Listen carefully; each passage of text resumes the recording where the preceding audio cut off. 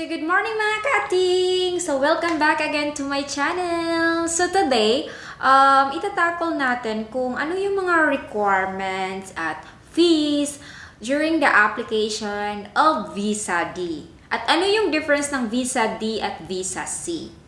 Okay, so Visa C is usually 90 days lang po siya na magstay sa Schengen country. Like Visa D is for 6 months or more staying in a Schengen country. So to process the Visa D application, first you must have the application form.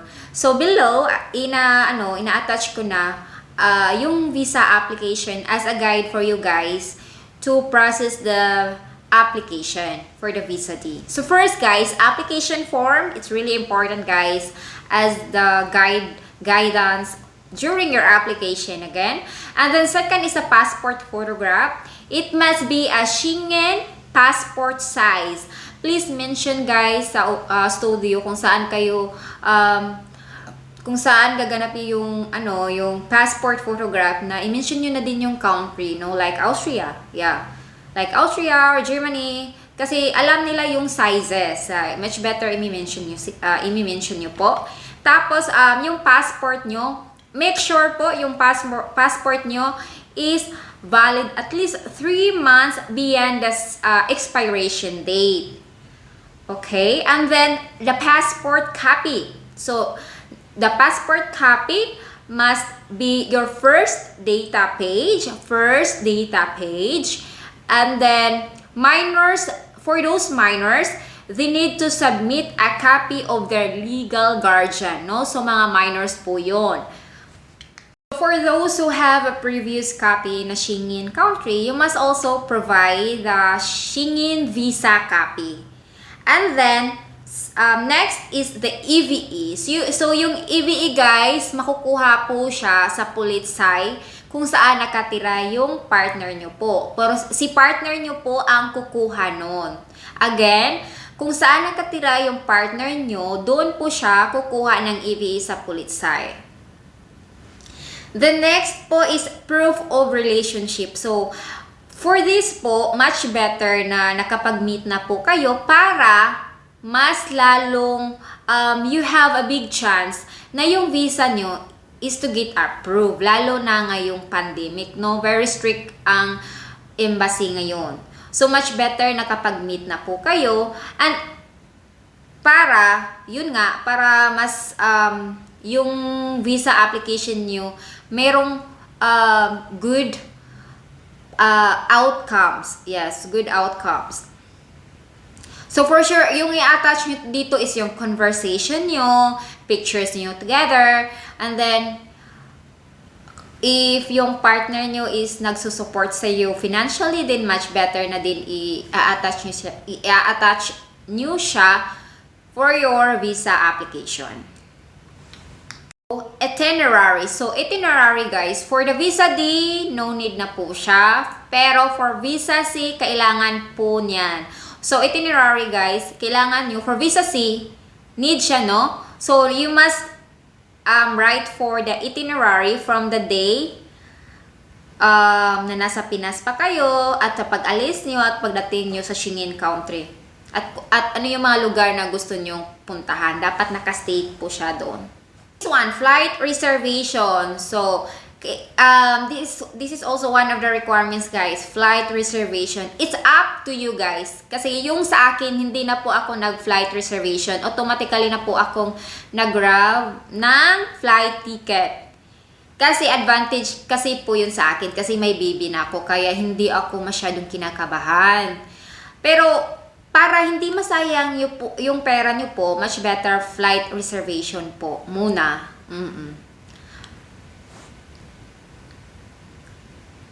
And the next is travel insurance. So for travel insurance guys, much better na for Visa D cover yung 6 months during the stay in the Schengen area. So I recommend EXA. EXA yung travel insurance ko bago ako lumipad papunta dito sa Austria. So, below, ina-attach ko na yung link for the EXA insurance. Accommodation. So, sa proof of accommodation, guys, si partner nyo po ang magbibigay nito. No? Si partner nyo po ang magpo-provide dito kung saan siya nagstay sa Schengen area. Dapat na ibibigay niya yung complete address niya at yung mga papers para sa application nyo. And the next po is transportation. Hindi na po siya kailangan. Sa transportation po, hindi na po siya kailangan. So, no need to fill up this one po. And then, proof of occupation. So, for those employed, certificate of employment, and approved leave absence. And then, for those self-employed na may business, from yung business permit, kailangan yung isasubmit yun. And then, income tax return, it's really a big help, guys. Kasi it means, it shows na we are a good citizens in the Philippines. So, there's a big possibility na ma-approve yung visa natin. And then, business financial statement, if self-employed. And then, proof of enrollment and certificate of leave of absence if traveling in term. So, this is for the students. So, kailangan nila i-present yung proof of enrollment nila if they will travel during summer. Yeah, during summer, if they want to travel na Schengen areas, then they can provide proof of enrollment.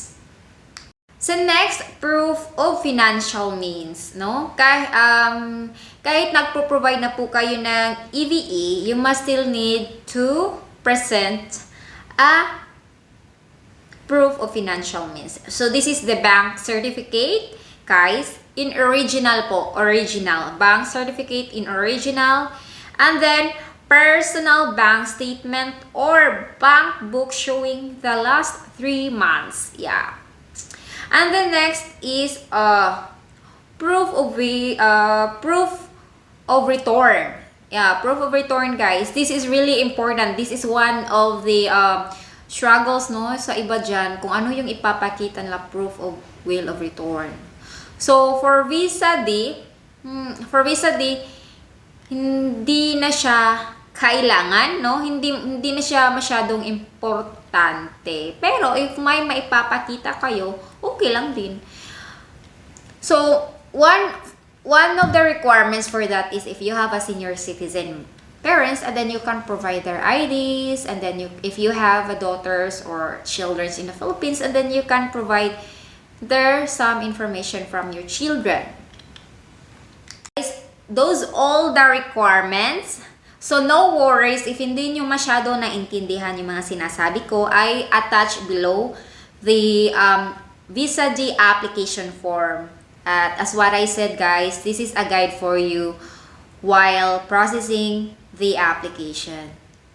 Are the requirements for the Visa D application. So, if may gusto kayong itatanong about what are more the requirements, as what I said, I attached below the Visa D application form para mas convenient po sa inyo. And then now, the question is, what are the steps and the fees for the application? Is there any additional requirements? Yes, guys, there are additional requirements. So, for those na magpapakasal o magpaplano po na magpapakasal dito sa Austria, may mga additional requirements po. First po, you need to get a copy of birth certificate sa PSA, Sinumar at NBI. Yung PSA po, you can process that in just 1 day. PSA cost around 145 pesos po. 145 or I think 150. And then yung Sinumar is 155. You can process that in just 1 day. Tapos yung NBI is 210 po. You can process also that for 1 day.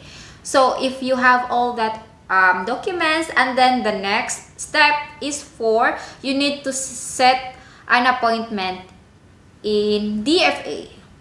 to apostille your documents. So how much it costs and how long it takes. So for the apostille, it costs 200 in 1 working days. Tapos 100 for 3 working days. So it's up to you guys kung ano yung mas comfortable sa inyo. So when you all have the documents already, and then your documents already complete, and then the next step is you need to set an appointment for the legalization of your documents, for the birth certificate, for the Sinumar, and for the NBI. Of course, if you want also to include your diploma, much better, no? Much better.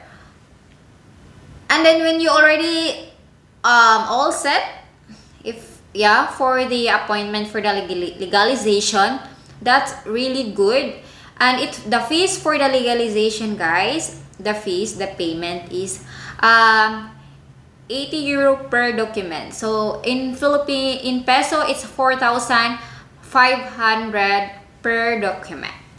Then after that, guys, then you need to set an appointment for the VFS, for your visa application. So usually it costs 12,000 pesos for the visa in VFS, visa application.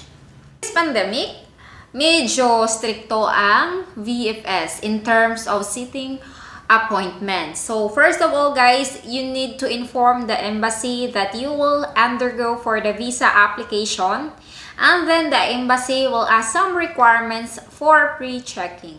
So if you are qualified for that, and then the embassy will be the one to transfer your information to VFS, okay? The embassy will be the one to transfer the information to VFS.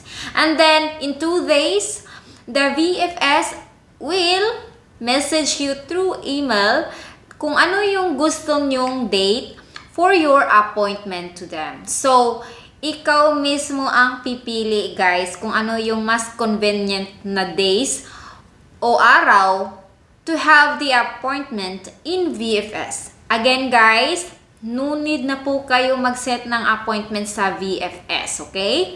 Kasi si embassy na po ang magsasubmit ng documents mo to VFS. If you have some question if the embassy gonna submit your documents, no, guys, remember for the pre-checking, so they will ask for some requirements for pre-checking. So if you are qualified for that, and then the embassy gonna submit your documents or information to VFS, and then the VFS will contact you for your availability days for the appointment. So way back again, guys, for the legalization, note, guys, no, for the legalization we need to submit our birth certificate, Sinumar, and NBI. Please also take note for this, you need also to submit a photocopy of your ID, and then additional documents, additional requirements is a Form 102 or 1A form from the local registration office. So, makukuha nyo po ito sa City Hall nyo po. So, kailangan po talaga na mag-submit kayo niyan if magpapalegalize kayo ng documents. Hinihingi talaga yan ng Austrian Embassy. So, guys, yun po ang mga requirements and mga fees for processing the Visa D application. I hope this video enlighten and answer your questions. Don't worry, guys, if as what I said, if you have some question, I attach below the Visa D application form and the AXA page if you want to avail their insurance. Have a good day, guys, and see you again in my next vlog.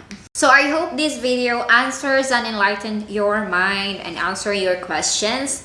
So don't worry if you have some question. As what I said, some links is attached below, and I hope it really helps for your application, guys.